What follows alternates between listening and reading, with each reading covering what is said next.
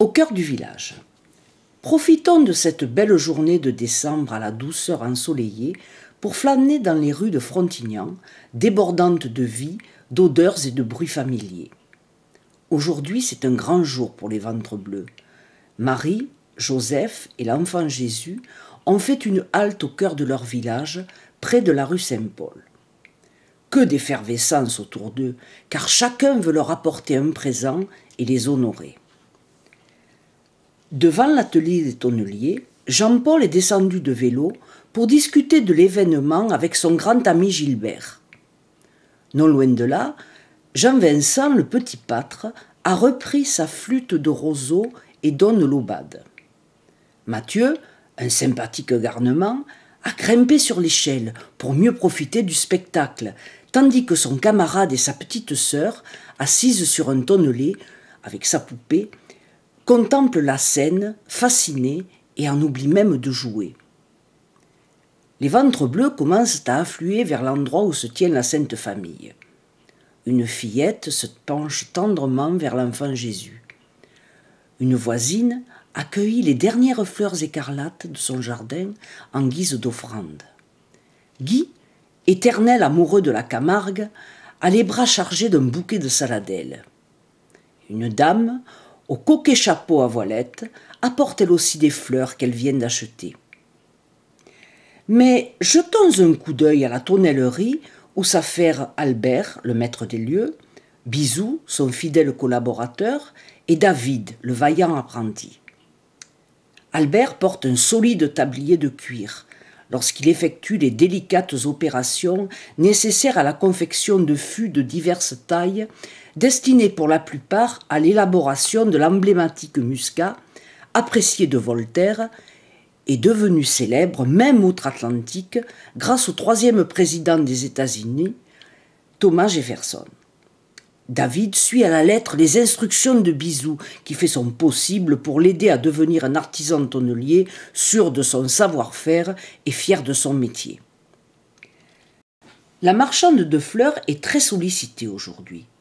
Le contenu de son étal bien achalandé, au nom évocateur, les 4 saisons, est l'objet de toute l'attention d'un couple de notables élégamment vêtus. Maurice, reconnaissable à son chapeau de forme, et son épouse, dont la tête est couverte d'une précieuse mantille de dentelle noire, ont choisi de magnifiques roses parmi cette profusion de fleurs. Leur petit-fils, en costume marin immaculé, s'impatiente.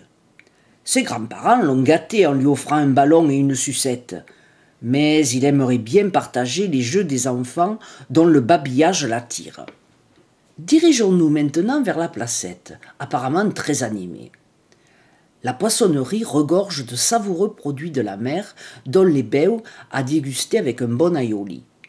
Que de tentations et de promesses d'agapes en perspective. Le poissonnier prépare une commande, alors que la poissonnière est en train de livrer à la cliente quelques secrets de cuisson ou d'assaisonnement qui rendront les mets encore plus succulents. Comment ne pas prêter attention à la joyeuse bande de jouteurs qui plaisantent et rient au café de la paix?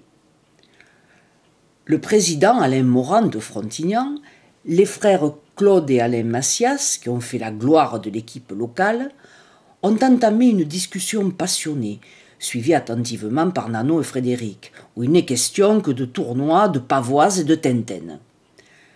Chacun évoque les exploits de la squadra frontignanaise, son histoire ancienne et glorieuse. N'oublions pas que les joutes languedociennes existent depuis le XIIIe siècle et que des joutes ont eu lieu à Frontignan en l'honneur du cardinal de Richelieu en 1629, puis du duc d'Alluin, gouverneur du Languedoc, en 1637. Dans ce café si bien nommé, une grande quiétude règne à l'heure de l'apéritif.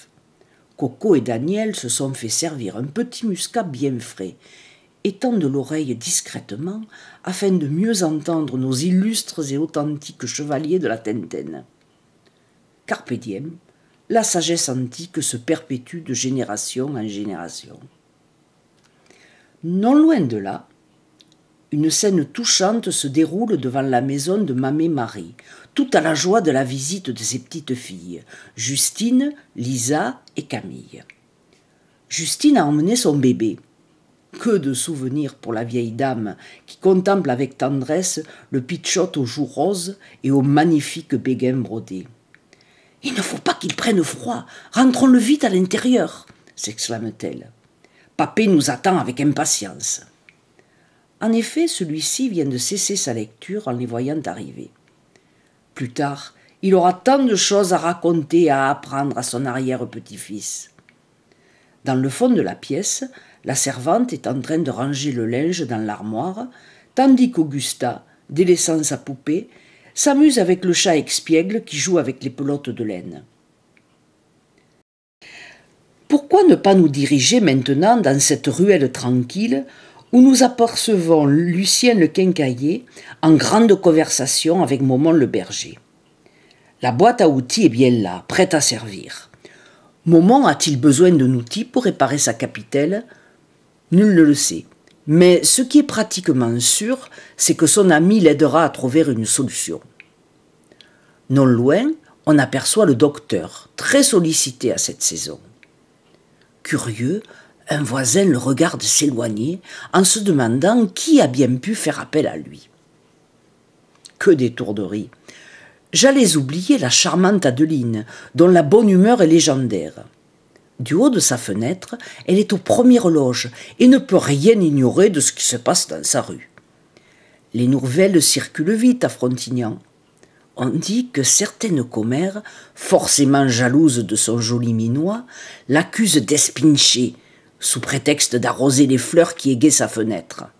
Laissons-lui le bénéfice du doute. Ah, la magie de Noël! Observons la petite crèche que l'on peut qualifier de santonnade. Ce nom ne figure pas encore dans le dictionnaire, mais il est très évocateur, car il désigne des scénettes réalisées avec des petits santons, emblématiques des 19 crèches précédentes. C'est à la fois un rappel et un souvenir de ce qui a été fait. On y retrouve les thèmes, les lieux et les personnages.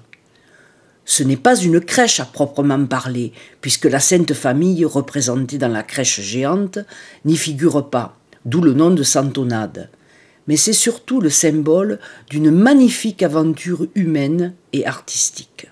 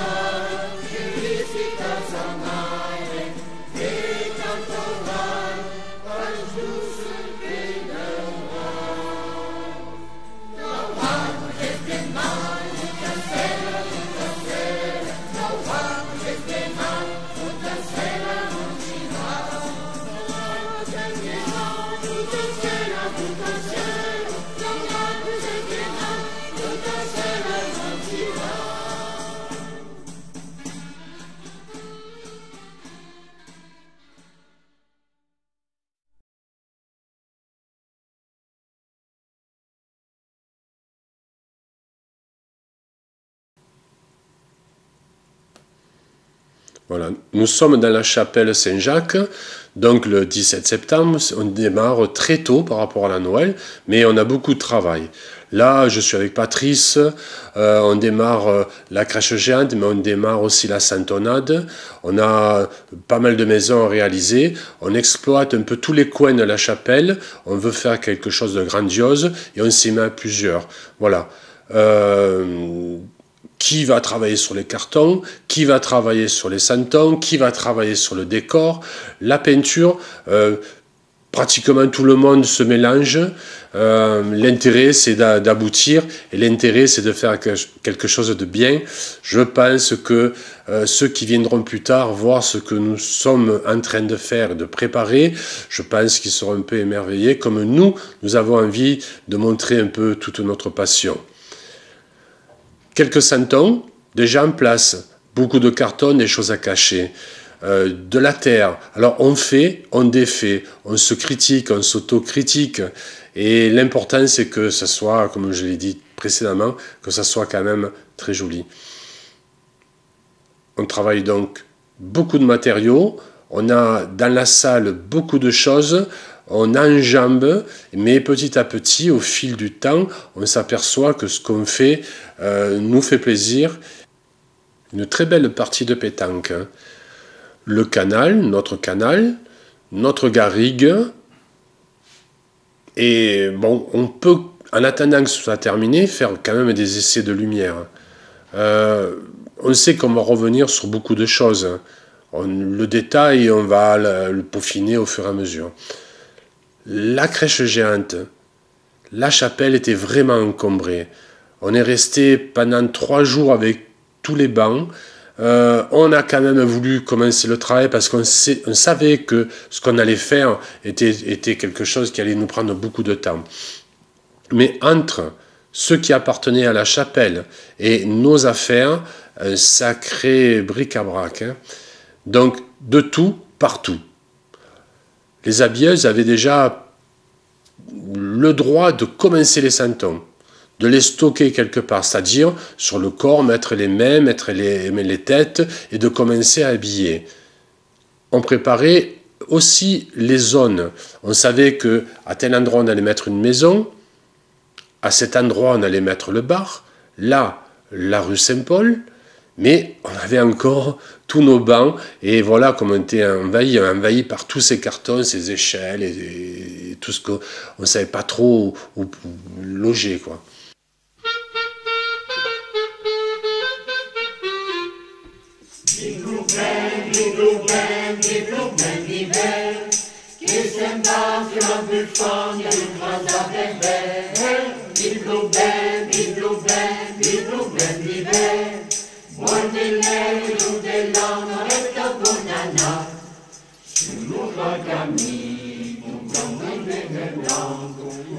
Monsieur s'avance avec sa canne de la main et nous regarde bien che fiume di lavando il gruppo la romance le cantavo piccione di blu ben d'hiver les semblants la plus forte et le grand bébé di blu ben d'hiver bon de neve et nous de l'âme avec le bon nana et nous bien monsieur descend vers le village et l'eau est toutes les sages et on voit dans cette belle fleur ma vie la nostra fleur d'honneur des festes pour la table triste et de la mer les cançons di blu ben d'hiver che sembra la plus forte et le grand bébé di blu ben